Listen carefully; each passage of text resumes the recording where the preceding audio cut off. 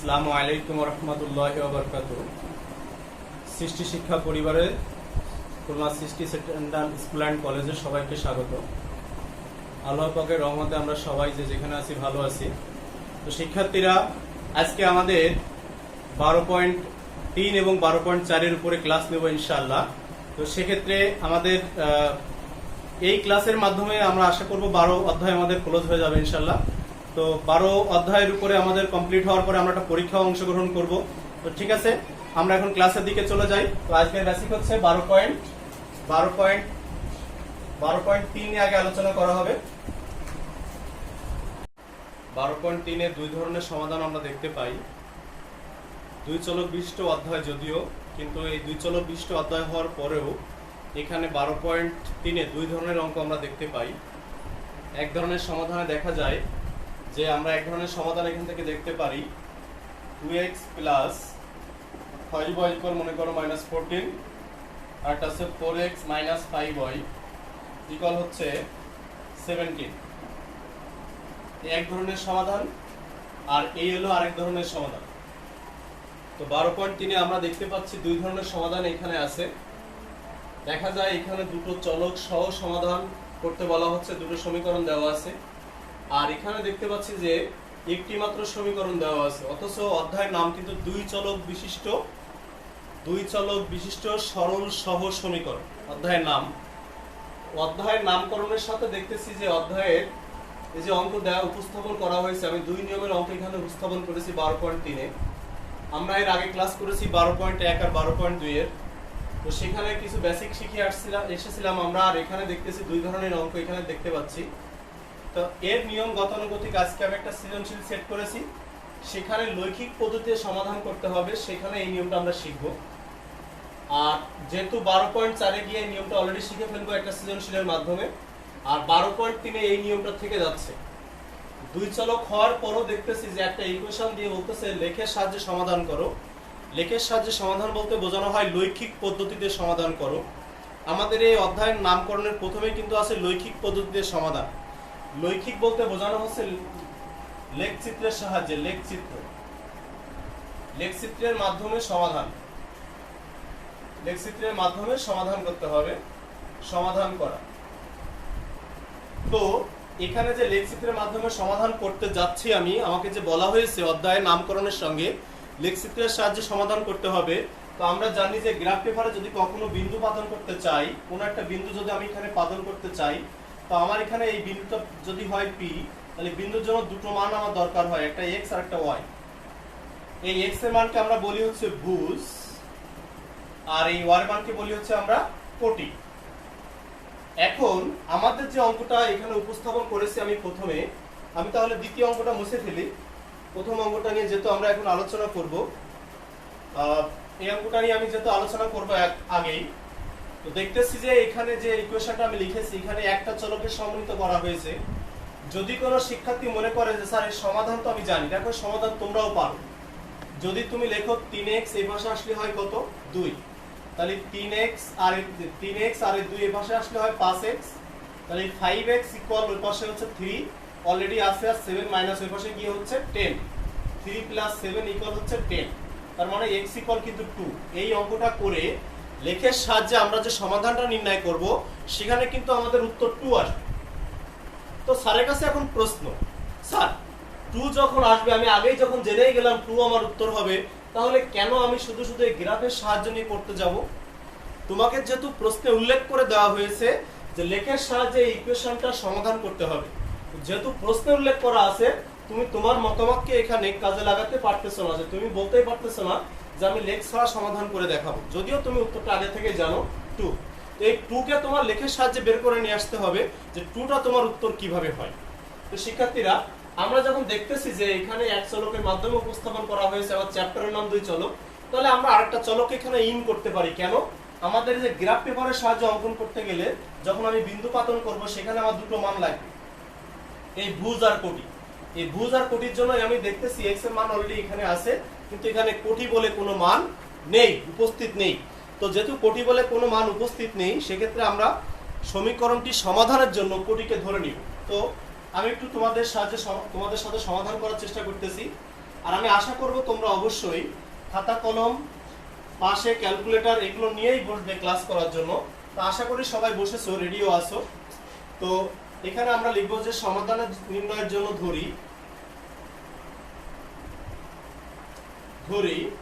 y সমান 3x - 7 এবং y সমান 3 - 2x। এটা হচ্ছে আমাদের 1 নম্বর ইকুয়েশন, এটা হচ্ছে 2 নম্বর ইকুয়েশন। তো দেখো শিক্ষার্থীরা, আমি কিন্তু দুটো সমীকরণ চলকের মাধ্যমে উপস্থাপন করে ফেলেছি এখানে অলরেডি। তো এটা আমরা খুব স্বাভাবিকভাবে ধরতে পারি, চলক না থাকলে চলককে ধরে নিয়েছি, কারণ লেখের সাহায্যে সমাধান করতে বলা হয়েছে তাই। এখন 1 নম্বর এবং 2 নম্বর থেকে তোমার বিন্দু বের করতে হবে। তো আমি তোমাদের একটা বেসিক শিখিয়েছিলাম, আগে পরে কখনো শিখেছি কিনা আমি জানি না। তো আগে পরে হয়তো আমি অনেকবার বলেছি, যেহেতু নবম এবং দশম শ্রেণীর জন্য আমরা এখানে ক্লাস করতেছি। তো আমরা যখন দুটো সমীকরণ সমাধান করব ক্যালকুলেটরের মাধ্যমে, আমরা সমাধান বিন্দুটা আগে বের করে নিতে পারি। এটা হচ্ছে এক ধরনের নিজেকে বুদ্ধিমানের পরিচয় দেওয়া, যে আমি বোকার মতো উল্টাপাল্টা অনেক মান নিব, কিন্তু নিব না, কারণ সেক্ষেত্রে আমি বোকা হয়ে যাব। তাহলে চতুর হওয়ার জন্য কি করতে হবে? ক্যালকুলেটরের মাধ্যমে দুটো সমাধানের আগে আমি সমাধান নির্ণয় করে নেব। সেই ক্যালকুলেটরের মাধ্যমে সমাধানটা কেমন সেটা আমরা একটু দেখব। ক্যালকুলেটরের মাধ্যমে ক্যালকুলেটর ব্যবহার করে এই সমাধানটা কিভাবে বের করা যায়। প্রথমে তোমরা তোমাদের ক্যালকুলেটর থেকে যাবে হচ্ছে ইকুয়েশনে, ইকিউএন। ইকুয়েশনের নিচে সাধারণত এটা 100 ক্যালকুলেটরের বৈশিষ্ট্য সম্পর্কে বলতেছি আমি। ইকুয়েশনের নিচে দেখো 1 থাকে, 1 যখন দেওয়া হবে, 1 দেওয়ার পরে এখানে আননোন চলে আসবে। তো আননোন চলে আসার পরে সেখানে থাকবে 2 আর 3। যখন 2 আর 3 চলে আসবে তখন তুমি দেখবা যে তোমার এখানে এই যে ইকুয়েশন, দুটো সমীকরণ তুমি দেখতেছো কয় চলকের। আমরা জানি যে সমীকরণ 2 3 চলক, 2 চলক 3 চলকের হয়ে থাকে। তো আমাদের সমীকরণটা সাধারণত 2 চলকেরই হয়ে থাকে, দেখতেছি আমরা 2 চলকের এখানে আছে। তো তুমি যখন 2 কে ক্লিক করবে তখন এখানে a1 হট চলে আসবে। a1 হট বলতে বোঝানো হয় এই সমীকরণটাকে এখন সাজিয়ে লেখা। এখানে কিন্তু ক্যালকুলেটরের মাধ্যমে যদি মনে হয় যে এটা অনেক লং একটা প্রসেস, এটা আসলেই না।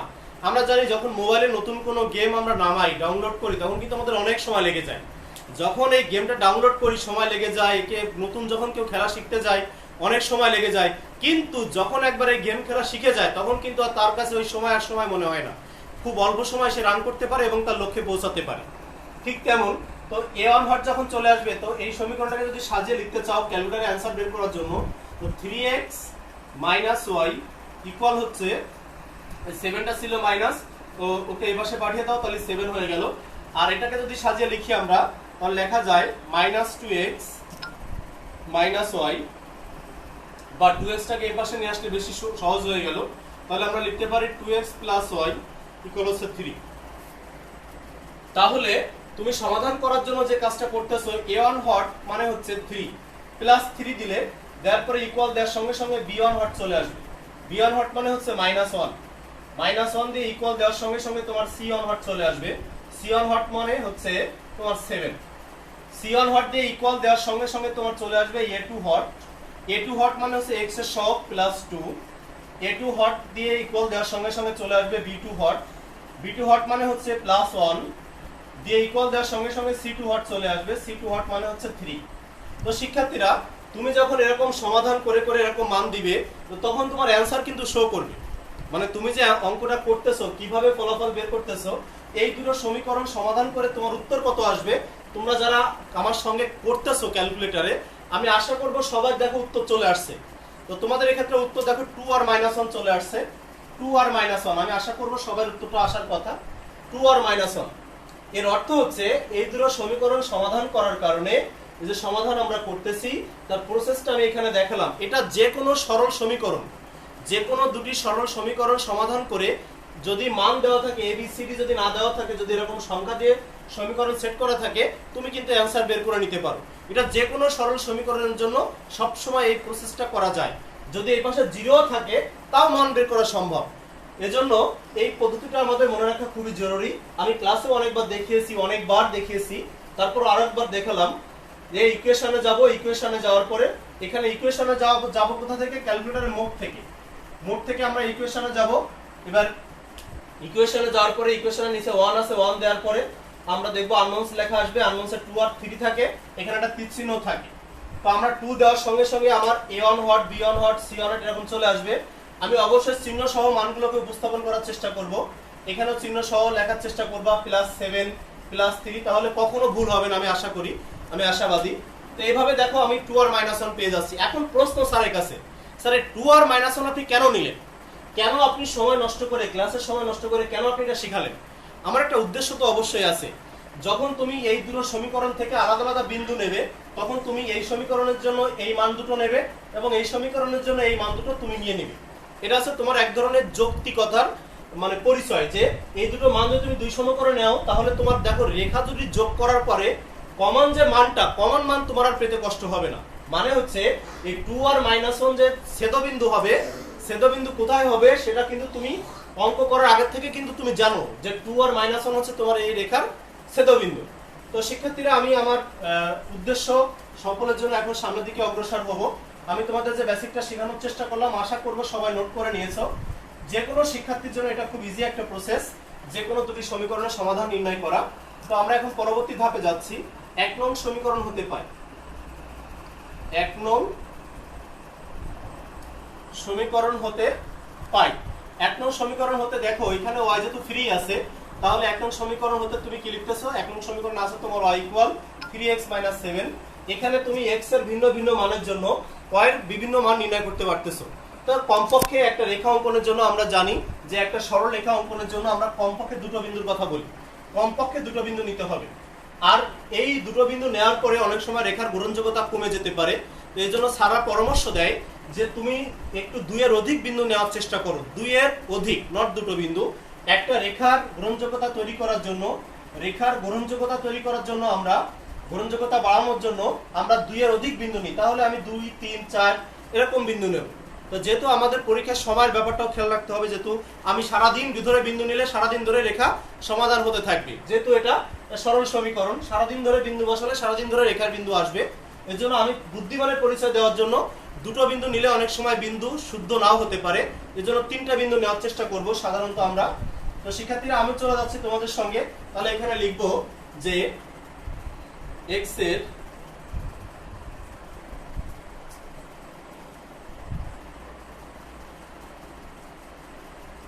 কয়েকটি মান নিয়ে নিচের ছকে y এর মান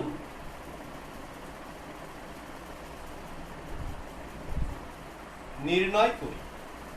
তো আমি একটা ছোট ছক করে দিচ্ছি তোমাদের। এখন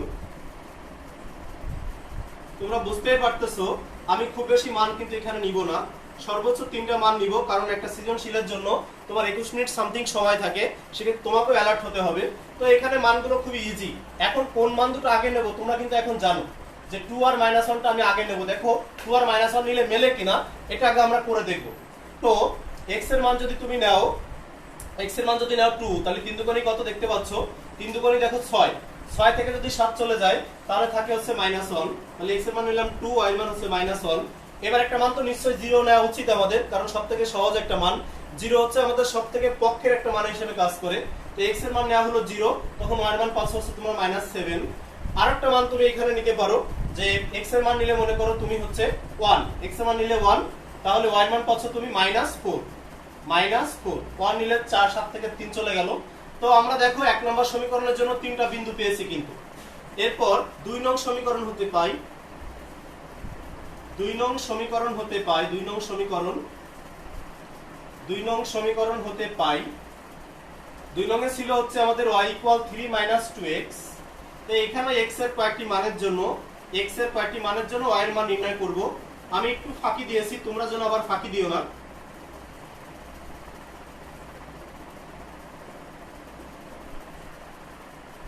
এখানেও লিখতে হবে x এর কয়েকটি মানের জন্য y এর কয়েক মান নিচের ছকে নির্ণয় করি। তো এখানে শিক্ষার্থীরা, এখানে আমরা যে মানটা জানতাম 2 - 1 বসালে দেখা যাক হয় কিনা। x এর মান তুমি 2 বসালে, 2 বসালে 2 দুগুণে কত হচ্ছে? এখানে x, এখানে y। x এর মান যদি তুমি 2 বসাও তাহলে 2 দুগুণে 4, 4 থেকে 3 চলে গেলে থাকে -1। দেখো মিলে গিয়েছে, এই যে মিলে গেল। এরপর হচ্ছে x এর মান তুমি একটা নিলে 0, কারণ আমি বলেছিলাম 0 নিলে একটু সুবিধা হয়। x এর মান নিলাম 0, তাহলে y = পাচ্ছি আমরা 3। এবার x এর মান তুমি যদি নাও 1, x এর মান যদি 1 নেওয়া হয় তাহলে y = পাচ্ছ হচ্ছে 1। তো আমার মনে হয় আমরা নবম এবং দশম শ্রেণীতে যে শিক্ষার্থীরা পড়াশোনা করি, আমি বিশ্বাস করি যে আমরা সবাই এই বিন্দুগুলো গ্রাফ পেপারে পাতনের মাধ্যমে দুটো রেখা যোগ করে ছেদবিন্দু বের করতে সক্ষম। আমরা সবাই এটা পারবো, কারণ এটা খুবই ইজি তোমাদের জন্য। এই চ্যাপ্টারটা যেটা আমি আলোচনা করতেছি, আমার মুখ্য উদ্দেশ্য ছিল এখানে মান বের করে 2 - 1 কিভাবে বের করতে হয় এবং এখানে একটা চলক এনে ইকুয়েশনটা সমাধান কিভাবে করতে হয়। তো আমি সেই উদ্দেশ্যটা সফলের জন্য এখানে তোমাদের সময় নষ্ট করে তোমাদের সাথে একটু আলোচনা করলাম। এখন 1 নং হতে প্রাপ্ত বিন্দুগুলো লেখ কাগজে স্থাপন করো, 2 নং হতে প্রাপ্ত বিন্দুগুলো লেখ কাগজে স্থাপন করব।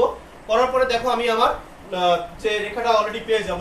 তো শিক্ষার্থীরা আমি সব রেখে বাকি অংশ মুছে ফেলি, কারণ তোমরা এটা সম্পর্কে অবগত। আমি শুধু তোমাদের বিন্দুটা দেখানোর জন্য সময় নষ্ট করব এখন।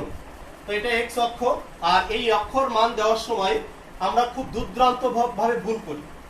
আমি দেখেছি অনেক ভালো মানের শিক্ষার্থী যারা খুবই মেধাবী শিক্ষার্থী, তাদের ক্ষেত্রেও দেখেছি যে এখানে ছোট হাতের x দেয়, ছোট হাতের y দেয়। তো এগুলো খুবই বড় ধরনের ভুল তারা করে। এক্ষেত্রে সবসময় বড় হাতের অক্ষর দিতে হবে। এই x ও x পূরক, y ও y পূরক, এইগুলো সবসময় মাস্ট বি বড় হাতে দিতে হবে। আমরা জানি বিন্দু সবসময় বড় হাতের অক্ষরের হয়। বিন্দু মানে এটা শেষ যেখানে বিন্দু, আর হচ্ছে আমরা যখন কোনো মান নির্ণয় করি সেগুলো ছোট হাতের অক্ষর নিতে হয়। তো শিক্ষার্থীরা খেয়াল রাখবো যে অক্ষ কখনো অক্ষের যে প্রান্ত এগুলো সবসময় বড় হাতের অক্ষর দিয়ে আমরা চিহ্নিত করব। তাহলে আমরা প্রথম 1 নং সমীকরণে যে বিন্দুগুলো পেয়েছিলাম সেই বিন্দুগুলো হচ্ছে 2 - 1। তো আমি একটু আনুমানিক মান নিয়ে লেখার চেষ্টা করতেছি। 2 - 1, এর দিকে গেলাম 2 আর -1 আছে নিচে এক ঘর, এলো আমাদের প্রথম বিন্দু 2 - 1। এরপরে 0 - 7, x এর মান হচ্ছে 0, y এর মান হচ্ছে -7। তাহলে এই বরাবর দেখো নিচের দিকে নামতেছে। যদি আমরা ঘর হিসাব করি 1 2 3 4 5 6 7, তো অবশ্যই গ্রাফ পেপার ব্যবহার করতে হবে তোমাদের নিঃসন্দেহে। 0 - 7, এরপর আছে 1 - 4, x এর মান হচ্ছে 1, x এর মান হচ্ছে 1, y এর মান হচ্ছে -4। তাহলে 1 2 3 4, ঠিক এই বরাবর বিন্দুটা এখানে এসে পড়বে। তো এলো বিন্দুটা পড়লো। আমরা 1 নং হতে যে বিন্দুগুলো পেলাম সেই বিন্দুগুলো যোগ করার চেষ্টা করব। তো আমি যোগ করার চেষ্টা করলাম এবং রেখাটাকে একটু বর্ধিত করেছি সামান্য পরিমাণে। এলো যোগ করার চেষ্টা করলাম, তবে এদিকে খেয়াল রাখতে হবে যেন এটা ছাড়িয়ে চলে না যায়। যোগ করার চেষ্টা করা হলো। একইভাবে 2 নং হতে যে বিন্দুগুলো তুমি পাচ্ছ, 2 নং হতে বিন্দু 2 - 1 অলরেডি তোমার আগে থেকে আছে, রেডি আছে। এবার 0 0 3, x এর মান 0, y এর মান হচ্ছে +3, x এর মান হচ্ছে 0, y এর মান +3। তাহলে 1 2 3, এরপর হচ্ছে 1 1, তাহলে এদিকে 1 এদিকে 1। শিক্ষার্থীরা দেখতেই পাচ্ছি যে আমি পরের তিনটা বিন্দু অলরেডি পেয়ে গেছি। আমরা যদি এখন যোগ করি তাহলে রেখাটা এরকম পাওয়া যাবে। তাহলে এই বিন্দুটা ছিল হচ্ছে আমাদের 2 - 1, আর এই বিন্দুটা ছিল হচ্ছে 1 1, আর এটা ছিল 0 3, এটা ছিল হচ্ছে 1 4 -4, আর এটা ছিল 0 -7। বিন্দুগুলো পাতন করতে হবে। তো লেখার নিয়ম হচ্ছে x ও x পূরক ও y ও y পূরক যথাক্রমে x অক্ষ y অক্ষ ও উভয় অক্ষের মূল বিন্দু। এবার হচ্ছে 1 নং সমীকরণ হতে প্রাপ্ত 2 - 1, 0 -7, 1 বিন্দুগুলো পাতনের মাধ্যমে একটি রেখা বিন্দুগুলো যোগ করি এবং 2 নং হতে একইভাবে বিন্দুগুলো যোগ করে উভয় দিকে বর্ধিত করি। রেখা দুটি পরস্পর কোথায় ছেদ করেছে? 2, -1। ইহাই সমাধান বিন্দু হওয়ার কথা ছিল। এই অঙ্কটাই, এই ভুলটা আমরা করি। আমি কিন্তু সেদিকে তো তোমাদের এখন দৃষ্টি আকর্ষণ করব। অনেকেই মনে করতে পারো স্যার এত কষ্ট করে কেন এই ক্লাসটা এইভাবে নিচ্ছেন। এখানে আমরা এই সহজ জিনিস শিক্ষার্থীরা সবথেকে বেশি ভুল করে, এটা চিরন্তন সত্য। সহজ জিনিস ভুল করি আমরা বেশি, তাই আমি সহজ জিনিস নিয়ে আলোচনা করতেছি। এই জন্য গুরুত্ব দেওয়ার চেষ্টা করবো যেন ভুলটা আমরা না করে বসি। আমার উত্তর কিন্তু এখানে মূল অঙ্কের উত্তর ছিল শুধুমাত্র x এর মাধ্যমে উপস্থাপন করা। এখানে দেখতেছি সমাধান বিন্দু পেয়েছি 2 আর -1, কিন্তু আমার লক্ষ্য ছিল যে আমার x এর মানটা নিতে হবে। তাহলে সমাধান বিন্দু আমি 2 - 1 পেয়েছি। 1 কে আমার কাজ হাসিলের জন্য এই 1 চলে এসেছিল -1, কিন্তু আমার উত্তর হচ্ছে মূলত 2, কারণ এই দুটো সমান যে রেখাটা ছেদ করেছে দেখো 2 - 1 এ 2 হচ্ছে আমার সেই সমাধানের উত্তর হবে, কারণ আমি যে অ্যানসারটা খুঁজতেছি সেই সমীকরণ দুটি এখানে 2 - 1 এ ছেদ করেছে। তো আমরা এখন তাহলে বলতে পারি যে সরলরেখা দুটি পরস্পর যদি এটা নাম দিই, যে রেখাটা নাম দিলাম P বিন্দুতে ছেদ করেছে। P বিন্দুতে ছেদ করার কারণে P বিন্দুর স্থানাঙ্ক হচ্ছে 2 - 1। তাহলে নির্ণয় সমাধানের ক্ষেত্রে আমরা বলবো যে নির্ণয় সমাধান ক্ষেত্রে শুধুমাত্র স্থানাঙ্ক কিন্তু বলবো P বিন্দুর স্থানাঙ্ক, P বিন্দুর স্থানাঙ্ক বলতেছি 2 - 1। এরপর লিখতেছো নির্ণয় সমাধান, নির্ণয় সমাধান x = শিক্ষার্থীরা আমি কোনো কিছু গ্যাপ দেইনি তোমাদের, যেগুলো তোমাদের একটু বুঝতে কষ্ট হবে সেগুলো উপস্থাপন করলাম। যে রেখা দুটি পরস্পর পি বিন্দু ছেদ করেছে, পি বিন্দুর স্থানাঙ্ক 2 - 1 আর নির্ণয় সমাধান বিন্দু x = আমি কিন্তু এখানে প্রথমে দেখিয়েছিলাম যে এখান থেকে x = কিভাবে বের করা যায়। তো ওকে, আমি একটা অঙ্ক তোমাদের চয়েস করেছিলাম 12.3 থেকে। এই অঙ্কটা একটু আনকমন ছিল, আর যে অঙ্কগুলো ছিল এগুলো তোমাদের যথেষ্ট আয়ত্ত আসে। তো আমি এখন 12.3 থেকে 12.4 এ চলে যাব। 12.4 এ আমাদের বিভিন্ন ধরনের অঙ্ক নিয়ে আলোচনা করা হয়েছে। এখানে কিছু কিছু অঙ্ক আছে আমাদের একক স্থানীয় অঙ্ক, দশক স্থানীয় অঙ্ক, এই ধরনের অঙ্ক নিয়ে ওখানে আলোচনা করা হয়েছে। তা আমি তোমাদেরকে বেসিক শেখানোর জন্য একটু বলবো সংখ্যাটি বের করার জন্য, যে দুই অঙ্ক বিশিষ্ট কোনো সংখ্যার একক স্থানীয় অঙ্ক, দশক স্থানীয় অঙ্ক যখন আমরা শিখি, ছোট ছোট ক্লাসে জিনিসগুলো আমরা শিখে আসি। যেমন আমি যদি একটা সংখ্যা লিখি, যে 27 একটা সংখ্যা আমি লিখলাম, এই 27 সংখ্যাটার একক স্থানীয় অঙ্ক হচ্ছে 7 একক। এককে আমরা জানি হচ্ছে এক অঙ্ক, আর 2 হচ্ছে দশক। তো দশকে জানি আমরা 2 অঙ্ক, তো একটা অঙ্ক 0 আর একটা অঙ্ক 2 লিখি।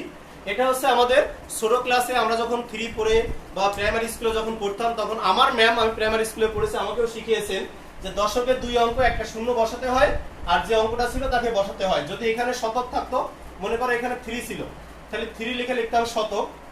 শতকে 3 অঙ্ক, তাহলে আগের 2 অঙ্ক দুটো 0 আর পরে আমরা এখানে বসাতে হতো।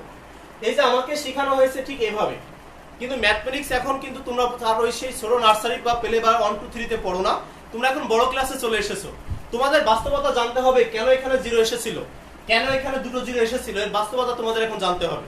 তো বাস্তবতা জানার জন্য ম্যাট্রিক পদ্ধতি যখন প্রচলন হয়েছিল অষ্টম শ্রেণী, এটার উপরে 3.1 এ বিস্তর আলোচনা করা হয়েছে। ম্যাট্রিক পদ্ধতি যখন এসেছিল তখন থেকে এই যে স্থানীয় মানের যে প্রচলনটা, এর সত্যতা সহ এই যে অযুত, লক্ষ, নিযুত, কোটি আমরা যে মান বের করি, সহস্র, হাজার, সে মানগুলোর বেসিকটা বলা হয়েছিল যে অঙ্ক থেকে তুমি, আমরা অঙ্ক গণনা করি এদিক থেকে। আমাকে যদি বলে এখানে কত টাকা আছে, আমি বলতেছি যে 327 টাকার কথা যদি বলি, তাহলে 27টা কিন্তু একদম শেষ থেকে, তাহলে অঙ্ক গণনা করতে হয় কিন্তু এই যে রাইট হ্যান্ড থেকে বাম হ্যান্ডের দিকে, মানে এই দিকে আমরা অঙ্ক গণনা করতে করতে আসি। তো একক, দশক, শতক, এখানে কিন্তু 7 একক। একক থেকে যখন তুমি দশকের কাছে আসবে, তখন এই একক থেকে এই অঙ্কটা 10 গুণ বেশি। আবার এই 2 থেকে 3 10 গুণ বেশি। তাহলে 7 থেকে 3 কয় গুণ বেশি? 100 গুণ বেশি। যার কারণে এখানে যখন আমরা এই যে বেসিকটা লিখেছিলাম, এককের ক্ষেত্রে যখন লেখা হয় 7 একা, তার মানে এর থেকে একা, ও একাই আছে, প্রথম দিয়ে ওকে শুরু।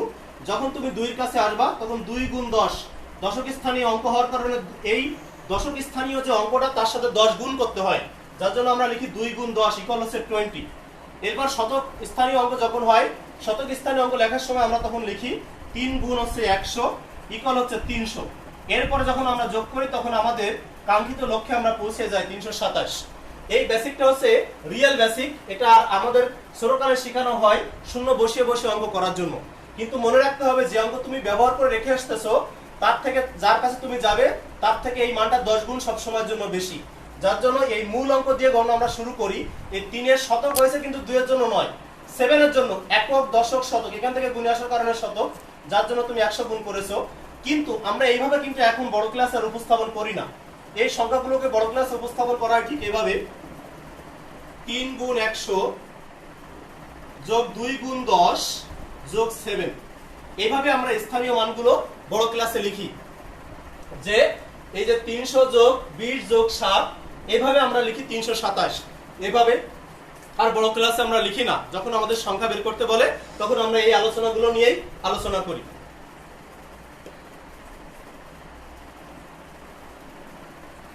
তো আমরা এখন সৃজনশীলে চলে যাব। আমি তোমাদের একটা সৃজনশীল চয়েস করেছি, সেই সৃজনশীল নিয়ে আমরা এখন একটু আলোচনা করব। আমি একটা সৃজনশীলও লিখবো এখন বোর্ডে। তো এই 12.123 এর সম্মানিত সৃজনশীল একটা 12 থেকে 12.1 থেকে 12.4 এই সবগুলোর অধ্যায়ের সমন্বয়ে একটা সৃজনশীলটা শেখার মাধ্যমে আমরা এই চ্যাপ্টারটাকে ক্লোজ করার চেষ্টা করব। তো আমি একটা সৃজনশীল লিখতেছি বোর্ডে। একটি সমীকরণ জোট x + y = হচ্ছে 10, আরেকটা হচ্ছে 3x - 2y = হচ্ছে 0। সমীকরণ জোট শব্দের অর্থ হচ্ছে, জোট মানে হচ্ছে জোড়া। আমি একটি সমীকরণ জোট লিখেছি। এখন প্রশ্নের উদ্দীপকের তথ্যগুলো উপস্থাপন করতেছি। ক নম্বরে বলা হচ্ছে যে সমীকরণটির ধরন, সমীকরণটির এই যে সমীকরণটা আমি লিখেছি এই সমীকরণের প্রকৃতি ও বৈশিষ্ট্য নির্ণয় করো। সমীকরণ জোটের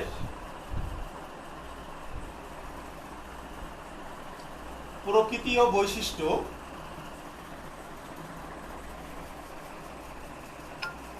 নির্ণয় করো।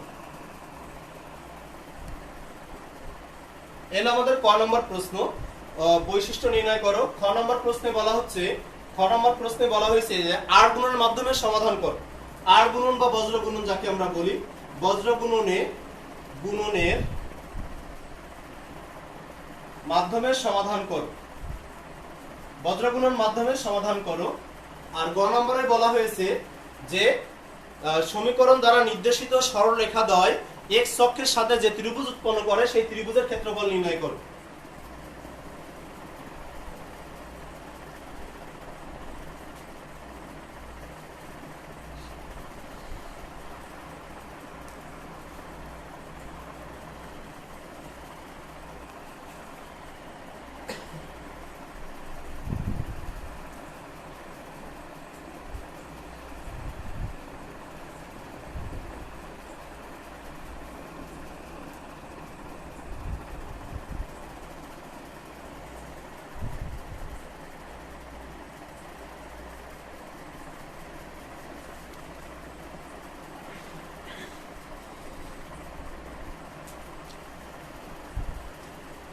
শিক্ষার্থীরা, আমি প্রশ্নটাকে উপস্থাপন করেছি তোমাদের সামনে যে আমি একটি সমীকরণ জোট নিয়েছি। এখানে আমি একটা সৃজনশীল নিয়ে আলোচনা করতেছি।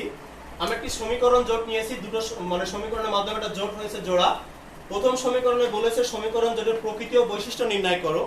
আমরা কিন্তু প্রথম লেকচারে, আমার এই যে 12 অধ্যায়ের প্রথম লেকচারটাই দিয়েছিলাম আমি প্রকৃতি আর বৈশিষ্ট্য নিয়ে।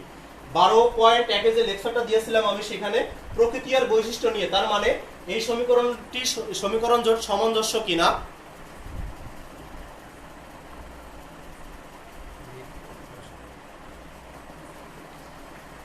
এই সমীকরণ আমি প্রথমে সমীকরণ জোটের প্রকৃতি ও বৈশিষ্ট্য নিয়ে আলোচনা করেছিলাম। সেখানে এর কয়টি সমাধান আসবে, আদৌ সমাধান আসবে কিনা, করা যাবে কি যাবে না, এর সকল বিষয় আমি সেখানে আলোচনা করেছিলাম। আর দ্বিতীয় অধ্যায়ে 12.2 যখন আমি আলোচনা করেছিলাম, 12.2 তোমাদের এই আর গুণন যাকে বলে, বজ্র গুণন যাকে বলে, এটাও আমি তোমাদেরকে শিখিয়েছিলাম। 12.3 আজকে আমরা একটা সমীকরণ শিখলাম যেখানে চলক নির্দেশিত না থাকলেও কিভাবে সমাধান করা যেতে পারে। আর এখানে একটা নতুন একটা বেসিক আছে যে সমীকরণ দ্বয় দ্বারা নির্দেশিত সরলরেখা দ্বয় এক্স অক্ষের সাথে যে ত্রিভুজ তৈরি করে তার ক্ষেত্রফল। তার মানে হচ্ছে এই সমীকরণ জোটের আগে তোমাকে রেখা অঙ্কন করতে হবে। সেই রেখা অঙ্কন করার মাধ্যমে তুমি যে ক্ষেত্রফল পাবে, মানে দুটি রেখা সেট করলে তোমার ত্রিভুজ হবে একটা এক্স অক্ষের সাথে নিশ্চিত, সেই ত্রিভুজের ক্ষেত্রফল বের করতে বলা হয়েছে। তো শিক্ষার্থীরা, আমি আস্তে আস্তে তোমাদের প্রশ্নগুলোর উত্তর দেওয়ার চেষ্টা করি। যদিও এই জিনিসগুলো আমরা শিখেছি, আমরা একটু রিভিশন হয়ে যাবে আমাদের। তো সমাধান আমরা ক নম্বরটা এখানে করতে পারবো আশা করা যায়। সমীকরণ জোটে তাহলে আমরা লিখব যে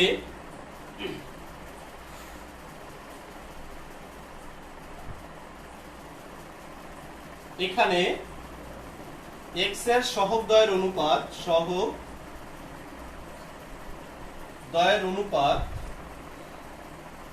এক্স এর সহগ দ্বয়ের অনুপাত বলতে বোঝানো হচ্ছে এক্স এর সহগ 1/3 এর কাটাকাটি করা যায় না। y এর সহগ দ্বয়ের অনুপাত দেখতেছো এখানে আছে 1/(-2). আমরা জানি যে হরে কখনো কোনো ঋণাত্মক সংখ্যা থাকে না, তো ওই মাইনাসটা উপরে নিচে প্লাস মাইনাসে গুণ হয়ে উপরে চলে যায়, এটাকে আমরা তখন লিখি 1/2। তো শিক্ষার্থীরা, আমি তোমাদের শিখিয়েছিলাম ওই অধ্যায়ের বেসিকে যে x এবং y এর সহগ দ্বয়ের অনুপাত যদি অসমান হয় তখন আমরা সামনের দিকে অগ্রসর হতে পারি না। তখন আমরা এখান থেকে আমাদের সিদ্ধান্ত নিতে হবে, এই বেসিক দেখে আমাদের সিদ্ধান্ত নিতে হবে যে আমার ফলাফলটা কেমন আসবে। তো তখন তুমি লিখতেছো অতএব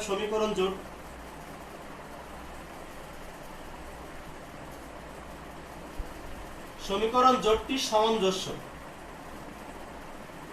সামঞ্জস্য বলতে বোঝানো হয় সমাধানযোগ্য, সমাধান করা যাবে। এরপরে হচ্ছে যদি প্রথম দুটো সমান হয় সামঞ্জস্য, তারপরে হচ্ছে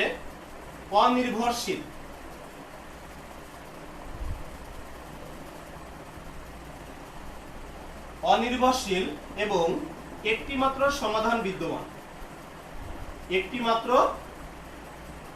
সমাধান আছে বা বিদ্যমান। তো শিক্ষার্থীরা আমি ক নম্বরের ফলাফল তোমাদের দেখানোর চেষ্টা করলাম। এখানে x এর সহগ দর অনুপাত 1/3 দেখতেই পাচ্ছ, y এর সহগ দর অনুপাত 1/-2 মানে হচ্ছে -1/2। সমীকরণ জোটটি সামঞ্জস্য, সামঞ্জস্য বলতে বোঝানো হচ্ছে যদি এই দুটো মান অসমান আসে, আমি এখানে লিখিনি, লিখতে হবে আমরা পাই 1/3 নট ইকুয়াল হচ্ছে -1/2। এটা আমি লিখিনি, লেখাটা আসলে জরুরি ছিল, এটা লেখা ভালো। আমরা পেয়েছি যে 1/3 নট ইকুয়াল হচ্ছে -1/2। যখন এটা পেলে তুমি সমীকরণ জোটটি সামঞ্জস্য, সামঞ্জস্য মানে সমাধান করার যোগ্য, অনির্ভরশীল মানে একজনের মাধ্যমে আরেকজনকে পাওয়া যায় না, পাওয়া গেলে আমরা বলি নির্ভরশীল। আর এই সমীকরণের মাধ্যমে দেখো একে পাওয়া যাচ্ছে না, এর মাধ্যমে একেও পাওয়া যাচ্ছে না, যার জন্য একে বলা হয়েছে অনির্ভরশীল। এবং একটি মাত্র সমাধান আছে, এই ধরনের সমীকরণের উত্তর আছে একটা মাত্র সমাধান বিদ্যমান। এরপর আছে আমাদের খ নম্বর প্রশ্নে চলে যাব আমরা, বজ্র গুণন বা আর গুণনের মাধ্যমে সমাধান করো। এটাও আমি এখন তোমাদের সামনে একটু উপস্থাপন করব যে আর গুণন বজ্র গুণন অনেকে ভুলে যেতে পারো বা অনেকের হয়তো স্মরণ থাকতে পারে নাও পারে। তো আমি এখন খ নম্বরটা এখানে উপস্থাপন করব শিক্ষার্থীরা। তো খ নম্বর,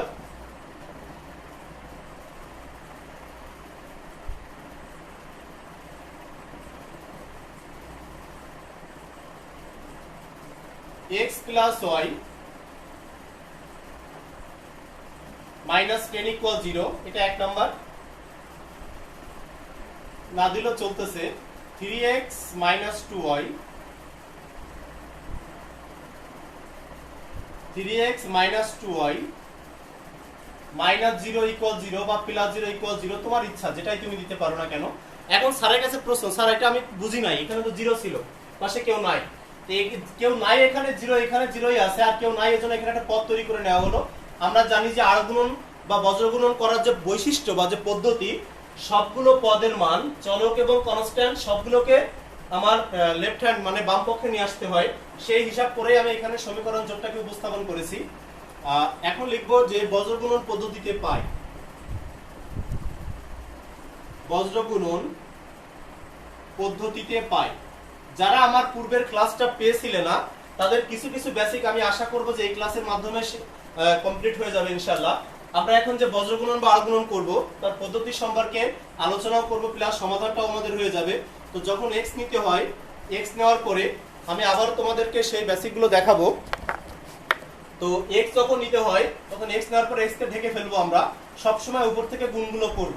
এখানে y সহগ হচ্ছে 1 প্লাস 1 আর 0, আমরা জানি প্লাস 1 আর 0 আর গুণ করলে 0 হয় ফলাফল, তাহলে প্লাস 1, তাহলে 1 গুণ হচ্ছে 0 করলে ফলাফল 0, সূত্রের মাইনাস। এরপরে হচ্ছে এইটা যখন লিখবো আমরা প্লাস 1 0 করলে হয় 0 আর সূত্রের মাইনাস মাঝখানে লিখেছি। এরপর হচ্ছে এই বরাবর গুণ, আগে এটা করব সব সময়। তাহলে এখানে -10 আর এখানে -2, আমরা চিহ্ন সহ লিখবো -10 -2, -10 গুণ -2, x এর সব কমপ্লিট হয়ে গেল। এবার হচ্ছে y, যখন y কে নিব, y টা আমরা সবথেকে বেশি ভুল করি। আমার দৃষ্টিতে আমার যে শিক্ষকতা আমরা করি, আমাদের খাতা দেখার যে অভিজ্ঞতা, সেখান থেকে আমি নিশ্চিন্তে বলতে পারি যে আমরা যখন খাতা দেখি তখন দেখি সবথেকে বেশি শিক্ষার্থীরা ভুল করে y এর মানটা যাচাই করার সময়। এই y এর মানের সবথেকে বেশি ভুল করে, y এর মান লিখে এরকম দেখে ফেলে এদিক থেকে গুণ করা শুরু করে, কেউ এদিক থেকে গুণ করা শুরু করে, সিদ্ধান্তহীনতায় ভোগী। এজন্য এই মানে বেসিকটা খুব ভালো করে মনে রাখতে হবে, যখন তুমি y এর মানটা বের করবে, y কে ঢেকে ফেললে y পরের পদ কোনটা, উপর থেকে আগে গুণ করা শুরু করতে হবে, এটা ভালো করে মনে রাখবো। এই বরাবর গুণ করতে হবে আগে, যদি কেউ এই বরাবর করা হবে তবে বরাবরটা মনে রাখতে হবে যে y পরে উপর থেকে শুরু করব। তাহলে -10 আর +3, -10 + 3 প্রথম স্টেপে গুণ হচ্ছে -10 গুণ 3, সূত্রের মাইনাস। এরপর আছে এইটার সঙ্গে এইটা, তাহলে x এর সহগ আছে 1 গুণ হচ্ছে 0। এরপরে শিক্ষার্থীরা কনস্ট্যান্টে দেখতেছি আমরা এখানে 10 আছে, -10 আর 0, এটা নাথিং ম্যাটার, এখানে এরকম কোনো বিষয় নেই। তো যেহেতু এখানে তোমার নিশ্চিত সব সময় 1 ধরতে হবে, এখানে কে থাকলো, যদি ইংরেজি বর্ণমালাও থাকতো তাহলে কিন্তু আমরা এখানে 1 ধরতাম, এটা আমাদের রুলস। তো যখন এটাকে ধরে নিচ্ছ তুমি, তো যখন এটাকে ধরা হচ্ছে আমাদের, তখন আমরা দেখতেছি যে এর সঙ্গে এর গুণ হয়, এর সহগ আছে 1, এর সহগ আছে -2, এই বরাবর আগে, মানে এইভাবে যে যখন ঘুরে প্রথমে চলে আসবো তখন আবার উপর থেকে শুরু করব। তাহলে 1 আর -2, 1 গুণ -2 এটা করলাম, সূত্রের মাইনাস, এটা এর সাথে এর গুণ, তাহলে এর সাথে গুণ যদি আমরা করি তাহলে 1 গুণ হচ্ছে 3, এর সঙ্গে এটা গুণ করা হলো, তো উপরে হচ্ছে 1 ছিল। তো আমার মনে হয়, আমি আশা করব যাদের এই আর গুণনে একটু সমস্যা ছিল, এই বেসিকটা রিভিশন দেওয়ার কারণে সেই সমস্যাটা সমাধান হয়ে যাওয়ার কথা, এবং আমি আশা করব যে তোমরা নিজেরাও একবার প্র্যাকটিস করলে তোমাদের বেসিকগুলো খুবই ক্লিয়ার হয়ে যাবে, আশা করা যায়। এরপর আমরা কয়েকটা লাইন এখান থেকে সমাধান ছোট করার জন্য চেষ্টা করব। এখানে জিরোর সাথে কোনো কিছু গুণ করলে আমরা জানি 0, ওকে আর লিখবো না। মাইনাস মাইনাস গুণ করলে হয় প্লাস, 10 দুগুণই হচ্ছে 20, এই মাইনাসে প্লাস হয়ে গেল, আর বাইরের মাইনাসটা -20 থেকে গেল। এরপর শিক্ষার্থীরা আমরা এটা দেখব যে এখান থেকে আমাদের কত আসতেছে। দেখতেছি যে 3 আর 10 -30 হচ্ছে, এখানে উপরে হচ্ছে আমাদের y, আর এখানে 1 এর সাথে কোনো কিছু গুণ, 0 এর সাথে কোনো কিছু গুণ করলে 0 হয়ে যায়, ওটা আমরা আর লিখবো না। এখান থেকে দেখতেছি আমাদের উপরে 1 আছে আর নিচে আছে -2, তাহলে -2, আর এখানে দেখতেছি 3 আর 3, তাহলে -2 আর হচ্ছে এখানে -3, তাহলে হচ্ছে -5। যারা বুঝতেছি না, এটুকের ফলাফল হচ্ছে -2, আর এটুকু হচ্ছে 3 আর 3 -3, তার মানে হচ্ছে এইটুক করে আমরা পাচ্ছি ফলাফল -5, তাহলে এইটুকের জন্য আমি লিখলাম -5।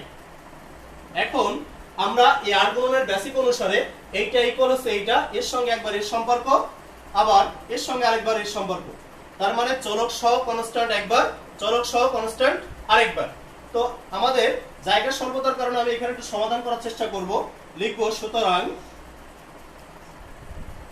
সুতরাং x বাই -20 ইকুয়াল হচ্ছে, আমাদের এখানে আমরা পেয়েছিলাম 1/5, তো 1 হচ্ছে -5 পেয়েছিলাম, তো আমরা লিখতেছি, দেখো এখানে 1/-5, এই মাইনাসটাকে উপরে নিয়ে যেতে পারো, কোনো সমস্যা না। তাহলে বাকি লিখতেছি আমরা x ইকুয়াল হচ্ছে -20 বাই হচ্ছে -5, তাহলে উত্তর ফলাফল পাচ্ছি এখান থেকে হচ্ছে 4, x ইকুয়াল পেলাম 4। একইভাবে y মানটাও বের করা যাবে, আবার y বাই -30 ইকুয়াল, এটা লেখা যেতে পারে আমাদের y বাই -30 ইকুয়াল হচ্ছে 1/-5, তো আর গুণের মাধ্যমে আমরা যেটা লিখতেছি y ইকুয়াল হচ্ছে -30 বাই হচ্ছে -5, অর্থাৎ y ইকুয়াল পেলাম হচ্ছে আমরা 6। তো শিক্ষার্থীরা, আমাদের এই সমীকরণ জটিল আর গুণের মাধ্যমে আমরা যে সমাধান পেয়েছি, তো নির্ণয়ের সমাধান ইকুয়াল পেয়েছি আমাদের 4,6। 4,6 হচ্ছে আমাদের আর গুণের মাধ্যমে সমাধান। এই সমাধানটা আমাদের গ নম্বরে বেশ কাজে লাগবে, ওই যে ক্যালকুলেটরের মাধ্যমে যে সমাধানটা বের করা। যদি কেউ এটাকে ক্যালকুলেটরের মাধ্যমে সমাধান বের করতে চাও, আমি শিখিয়েছিলাম আজকে প্রথম দিকে ক্লাসে, তো সেখান থেকে দেখো এই 4,6 কিন্তু তোমার উত্তর আগে থেকে তুমি জানতে। তার মানে একটা অঙ্ক সমাধান করলে তোমার উত্তর হচ্ছে কিনা এটা তুমি আগেই কিন্তু নিজেকে জাজ করে ফেলতেছো, মানে তুমি নিজেই তোমার উত্তরটাকে যাচাই করতেছো যে আমি সমাধান করে আমার উত্তর কাঙ্ক্ষিত লক্ষ্যে পৌঁছাতে পারিছি কিনা, বা আমার অঙ্কটা হয়েছে কিনা। তো দেখতে পাচ্ছ যে x আর y এর মান 4,6, আমাদের খ নম্বর উত্তর হয়ে গেল। আমরা এখন গ নম্বরের সমাধানের দিকে যাব। তো গ নম্বরের সমাধানের দিকে যখন আমরা যাব, আমি অবশ্যই বলেছিলাম যে তোমাদের আগে এরকম একটা মান বের করতে পারলে সুবিধা হয়। ওখানে গ্রাফ আছে এবং গ্রাফের মাধ্যমে যে রেখা অঙ্কন করবা তার মাধ্যমে ত্রিভুজ উৎপন্ন হবে তোমাদের, সেই ত্রিভুজের ক্ষেত্রফল তোমাদের বের করতে বলা হয়েছে এখান থেকে। তো আমরা এখন সেই দিকে ধাবিত হচ্ছি যে ত্রিভুজের ক্ষেত্রফলটা যেন আমরা খুব সুন্দর করে বের করতে পারি, তার লক্ষ্যে পৌঁছানো দরকার আমাদের এখন। তো আমি এখন গ নম্বরের দিকে যাচ্ছি। গ নম্বরে কি করব সেটা একটু সমাধান করব, একই কাজ করতে হবে আমাদের বারবার। তো এখান থেকে আমি যেটা পেয়েছি ওটা একটু ব্যবহার করার চেষ্টা করব। গ নম্বরের সমাধান,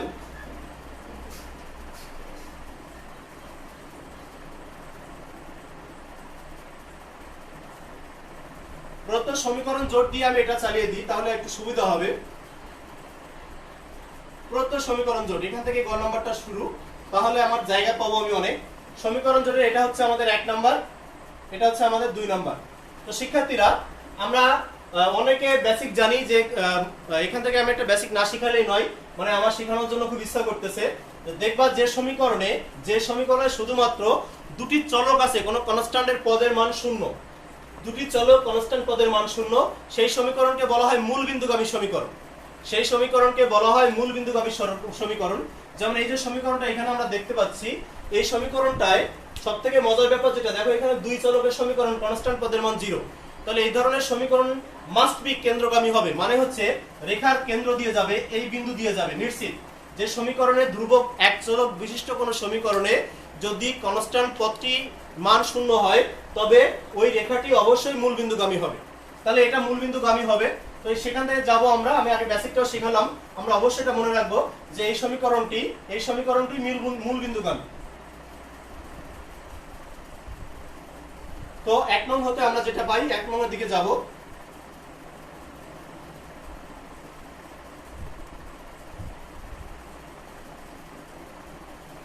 এক নং সমীকরণ হতে পাই কি আমরা, x দেওয়া যেটা আছে এখান থেকে যদি আমরা লিখি তাহলে একটু সুবিধা হয়, 10 - x। তো আরেকটা পরামর্শ এখানে আছে, আমরা সাধারণত বেশিরভাগ ক্ষেত্রে স্যাররা ওয়াইটাকে ফ্রি রাখি, ওয়াইটাকে ফ্রি করার চেষ্টা করি, আর x টাকে ঝামেলার ভিতরে দেওয়ার চেষ্টা করি, কারণ আমাদের প্রচলিত নিয়ম অনুসারে আমরা x এর মান ধরি, কারণ x এর বক্সের ক্ষেত্রে উপরে x থাকে আর নিচে y থাকে। ওই একটা বেসিক অনুসারে আমরা এই x টাকে আগে লিখি, কারণ x এর মানটা ধরে পরে y এর মানটা পাই।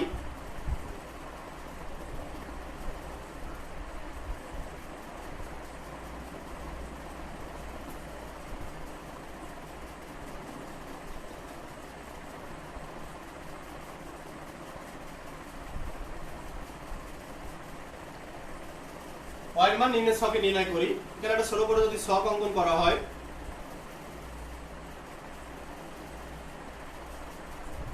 তাহলে এটা x এটা y। তো এখানে দেখো আমি যে তোমাদেরকে বলেছিলাম আজকেই যে আমরা একটু চালাকি করব। এখন চালাকি মানে আমরা সমাধানটা জানতাম 4 6, এই 4 6 দুটো ক্ষেত্রে আমরা নিব। তাহলে রেখা যে কোথায় সেট করবে এটা কিন্তু আমি আগে থেকে জানি, 4 6 এটা আমি আগে থেকে এখন জানি। তাহলে আগে আমি 4 6 এ নিয়ে নিই আমার সুবিধা অনুযায়ী। তাহলে x এর মান ধরলাম 4। এই যে আমি যেটা বললাম যে কেন আমরা x কে বাম পাশে না রেখে ডান পাশে রাখি, x এর মান ধরতে আমাদের উপরে লিখি x আর নিচে লিখি y। এই বিন্দু পাতনের সময় আমরা x এর মানটাকে আগে হিসাব করি, তাহলে x এর মান যদি 4 লিখি y এর মান দেখো 6 পাচ্ছি, মিলে গেল বিন্দুটার ক্ষেত্রে। এবার 0 তো ধরবই, x এর মান ধরলাম 0, x এর মান ধরলাম 0, তাহলে y ইকুয়াল পাচ্ছি হচ্ছে কত 10। x এর মান যখন 0 ধরেছি আমরা, x এর মান যখন 0 ধরলাম y ইকুয়াল 10 পাচ্ছি। আর একটু চালাকি করব আমরা এখান থেকে এই সমীকরণের মাধ্যমে। যদি তুমি দেখো যে y এর মান 0 ধরো তাহলে x ইকুয়াল দেখো 10 পাওয়া যায়। তাহলে আমরা এখানে আরো একটা মান ধরতেছি, যদি আমরা x এর মান ধরি হচ্ছে 10, তাহলে x এর মান ধরি যদি 10 তাহলে y এর মান দেখো 0 পাচ্ছি। এখন প্রশ্ন, স্যার এরকম করলেন কেন? 0 0 আনা বেশ একটা মজা, হিসাব করা লাগে কম, অক্ষের উপরে থাকে, যার জন্য এরকম মজা যেহেতু আছে। আর ম্যাথ মানেই তো মজার কিছু বেসিক। আমি x এর মান যেমন 0 ধরেছিলাম, তাহলে y এর মান হচ্ছে কত পেয়েছি 10। একই ভাবে যদি তুমি এখানে x এর মান 10 ধরো তাহলে y এর মান কত পাচ্ছ 0। ওকে ডান। 2 নং সমীকরণ হতে পাই, 2 নং সমীকরণ হতে পাই। 2 নং সমীকরণটা দেখতেই পাচ্ছি আমাদের এখানে আছে। তো এখান থেকে আমি বলেছিলাম এটা ফ্রি করব, তাহলে লেখা যায় 2y ইকুয়াল আছে 3x। তার মানে 2y টা ছিল মাইনাস, ওটা এই পাশে চলে গেল, একবারে ঘুরিয়ে লিখলাম। তাহলে y ইকুয়াল এখান থেকে লেখা যেতে পারে y ইকুয়াল 3x বাই হচ্ছে 2, y ইকুয়াল 3x বাই 2 লিখেছি আমি এখানে। তো এখান থেকে আমরা একই কাজ করব। তাহলে x এর কয়েকটি মানের জন্য তাহলে সবটা এখানে তৈরি করে ফেলি আমি। এটা x এটা y। দেখো প্রথম মানটা হয় কিনা, 4 6 এর জন্য কার্যকারী হয় কিনা। আমি x এর মান ধরতেছি, x এর মান ধরতেছি 4। তাহলে 4 ধরলে 3 এর 4 কত হয় 12, 12 ভাগ 2 মানে 6, তাহলে 4 6 এর জন্য কিন্তু কার্যকারী হয়ে গেছে। তার মানে আমি যে মানটা ধরতেছি আমার অবশ্যই সুবিধা অনুযায়ী, সুবিধার জন্য আমি ধরতেছি। এরপর যদি আমরা ধরি 2, আমরা যদি ধরি x এর মান 2, মানে সহজ মান নিচ্ছি আমি আর কি, x এর মান 2 ধরলাম, তাহলে 2 2 কেটে গেল, y এর মান থেকে যাচ্ছে 3, দেখতেই পাচ্ছি। আরেকটা মান তো 0 নিবই, আমি বলেছিলাম তোমাদের যে 0 একটু নেওয়া একটু সুবিধা। তো x এর মান ধরলাম হচ্ছে 0, তাহলে 0 ভাগ সামথিং মানে হচ্ছে কত 0। বিষয়টা কেমন? তার মানে হচ্ছে 3 গুণ 0 মানে হচ্ছে 0 বাই হচ্ছে 2। আমরা জানি 0 ভাগ সামথিং এর ফলাফল হচ্ছে 0, কিন্তু সামথিং ভাগ 0 মানে হচ্ছে অসংজ্ঞায়িত। এটা কিন্তু মাথায় রাখতে হবে, 0 ভাগ সামথিং মানে হচ্ছে 0 আর সামথিং ভাগ 0 মানে হচ্ছে অসংজ্ঞায়িত। এই বেসিকটা আমাদের অবশ্যই মনে রাখা দরকার এই অঙ্কগুলো করার জন্য। আর আমরা এখন গ্রাফের দিকে যাব। তো গ্রাফটা আমার মনে হয় এখানে এর ভিতরে আমার হয়ে যাবে আশা করতেছি। তো আমি এখানে রেখাটা অঙ্কন করার জন্য রেখা অঙ্কন করলাম। তোমরা অবশ্যই গ্রাফ পেপার ইউজ করতে হবে, তোমাদের বোর্ড পরীক্ষার সময় তোমাদেরকে গ্রাফ পেপার দেওয়া হবে, এটা নিশ্চিত থাকো।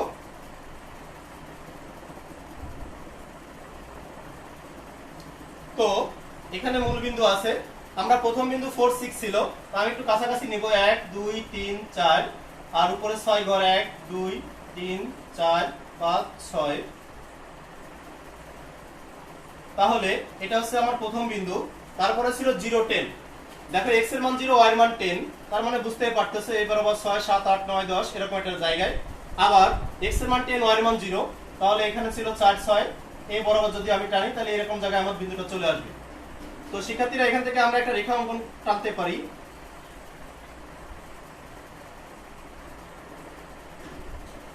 একটা বিন্দু আর একটা বিন্দু পেয়েছি। একইভাবে এই বিন্দুটা অলরেডি তুমি এখন জানো 4 6 আগে থেকে তোমার আছে 2 3, x এর মান হচ্ছে 2, y মান হচ্ছে 3, তাহলে তুমি এখানে 3 ঘর গেলে একটা জায়গায় 2 3 আর একটা 0 0 আর একটা হচ্ছে তোমার 0 0, তাহলে এটা টানলে এইভাবে আসতেছে তোমার নিচের দিকে। তাহলে একটা বিন্দু পেলে আর একটা বিন্দু পেলে, এই বিন্দুটা আছে 4 6, এটা ছিল তোমাদের 0 10, এই বিন্দুটা ছিল হচ্ছে 10 0, আর এটা ছিল 2 3, আর এটা তো তোমাদের জানাই আছে 0 0 বিন্দু পেয়ে গেছো। ওকে ডান, আমাদের লক্ষ্যে পৌঁছাতে যাচ্ছি। আমাদের গ নম্বর প্রশ্নটা ছিল যে রেখা দুটি, আমাদের গ নম্বর প্রশ্ন ছিল সমীকরণ দ্বয় দ্বারা নির্দেশিত রেখাদ্বয়, সমীকরণ দ্বয় দ্বারা নির্দেশিত রেখাদ্বয় x অক্ষের সাথে, দেখো এখানে কিন্তু x অক্ষের সাথে একটাই ত্রিভুজ হয়েছে, এখানে y অক্ষের সাথেও কিন্তু ত্রিভুজ আছে, কিন্তু আমাদের বলেছে উল্লেখ করে দিয়েছে অক্ষটা x অক্ষের সাথে যে ত্রিভুজ উৎপন্ন করে ছেদবিন্দু কিন্তু আমরা পেয়েছি। ছেদবিন্দু পাওয়ার কারণে আমরা বলতেছি যে এই বিন্দু থেকে এই বিন্দুর উচ্চতা সরাসরি যেহেতু আছে, এই ক্ষেত্রে এখান থেকে আমরা উচ্চতা মেপে এখানে 4 6 বিন্দুটা বসিয়েছিলাম, কারণ এটা রেখে সাহায্য করেছিলাম। তো আমাদের যে ত্রিভুজটা উৎপন্ন হয়েছে ত্রিভুজটা আমরা নাম দিতে পারি, নাম দিলাম মনে করো পি ও কিউ। তো লেখচিত্রের সাথে যে পি ও কিউ ত্রিভুজটা তোমরা পেয়েছো, এই ত্রিভুজের ক্ষেত্রফল চাওয়া হচ্ছে। তো এই বিন্দু থেকে যখন এই বিন্দু পর্যন্ত গিয়েছিলে তোমরা, তখন এইটুকুর মান ছিল হচ্ছে তোমাদের ভূমি 10, আর এখান থেকে যখন বিন্দু পাতন করেছিলাম আমরা, এখান থেকে এই পর্যন্ত দেখো বিন্দু পাতন করেছিলাম যখন গিয়েছিলাম, তখন এই পর্যন্ত এসেছিলাম 4 ঘর আর এই পর্যন্ত গিয়েছিলাম 6 ঘর। তো আমরা দেখতেছি যে এখানে লিখতে পারো রেখাদ্বয় দ্বারা নির্দেশিত ত্রিভুজটির নাম হচ্ছে পি ও কিউ, যার ভূমি হচ্ছে 10 একক আর উচ্চতা হচ্ছে 6 একক। তাহলে ক্ষেত্রফল হাফ ইন্টু ভূমি গুণ উচ্চতা, তাহলে ক্ষেত্রফল ইকুয়াল কি পাচ্ছি আমরা, ক্ষেত্রফল সমান পাচ্ছ হাফ ইন্টু ভূমি হচ্ছে 10, উচ্চতা হচ্ছে 6, কাটাকাটি করলে হয় 5 5 6 30 বর্গ একক। তো শিক্ষার্থীরা আমরা অলরেডি সে ত্রিভুজটির ক্ষেত্রফলও পেয়ে গেছি, এই ত্রিভুজের ক্ষেত্রফল হচ্ছে 30 বর্গ একক, হাফ ইন্টু ভূমি গুণ উচ্চতা দিয়ে 30 বর্গ একক পেয়ে গেলাম। তার মানে হচ্ছে এই সমাধানটা আমরা সলভ করলাম। তো ইনশাআল্লাহ আমি তোমাদের 12.1 2 3 4 এর উপরে পরপর দুটো ক্লাসে নেওয়ার চেষ্টা করলাম। আমি আশা করব যারা ধীর স্থির গতিতে ক্লাসগুলো উপভোগ করেছো তাদের ফলাফল ইনশাআল্লাহ অনেক ভালো আসবে। আর আগামী ক্লাসটা হচ্ছে আগামী দিনের পরের দিন এই 12 অধ্যায়ের উপরে আমি তোমাদের এখানে একটা প্রশ্ন দিব এবং টাইমের একটা পরীক্ষা নিব, সেটা হয়তো বিকাল বেলার দিকে বা দুপুর বা সকাল বেলার দিকে হবে। আমি একদিন আগে পেজে বলে দিব, আগামী দিন আমি পেজে জানিয়ে দিব যে তোমাদের এই 12 অধ্যায়ের উপরে দুটো সৃজনশীল থাকবে এবং 30টা এমসিকিউ থাকবে। পরীক্ষা নিব আমি তোমাদের, 1 ঘন্টার একটা পরীক্ষা চলবে। প্রশ্ন দেওয়ার পরে আমাকে 1 ঘন্টা পরে ওই পেজেই, মানে এই পেজে যে পেজে তোমরা প্রশ্ন পাবে, এই পেজেই আমাকে খাতা জমা দিলে আমি দেখে ইনশাআল্লাহ একদিন পরেই তোমাদের ফলাফল জানিয়ে দিব যে কে ফার্স্ট হয়েছো, কে সেকেন্ড হয়েছো, কে থার্ড হয়েছো, এটা অবশ্যই জানিয়ে দেব। যেহেতু নবম এবং দশম সকল শিক্ষার্থীরা এই ক্লাসগুলো উপভোগ করতেছো, আমি আশা করব সবাই সবার নিজের যোগ্যতা এখানে দেখানোর চেষ্টা করবে। তো অনলাইন যেহেতু পরীক্ষা টাইমিংয়ের পরীক্ষা হবে, আমি নিজে হাতে প্রশ্ন তৈরি করে দিব। কেউ যদি দেখে পরীক্ষা দিতে চাও সেটা তার ব্যক্তিগত ব্যাপার, তবে পরীক্ষা টাইমের ভিতরে দিলেই হচ্ছে। আর সাথে সাথে খাতা পরের দিন একদিন পরে ইনশাআল্লাহ দিয়ে দিব। তো সবাই ভালো থেকো, সুস্থ থেকো, আল্লাহর রহমত হোক তোমাদের উপরে। আসসালামু আলাইকুম ওয়া রাহমাতুল্লাহি ওয়া বারাকাতুহু।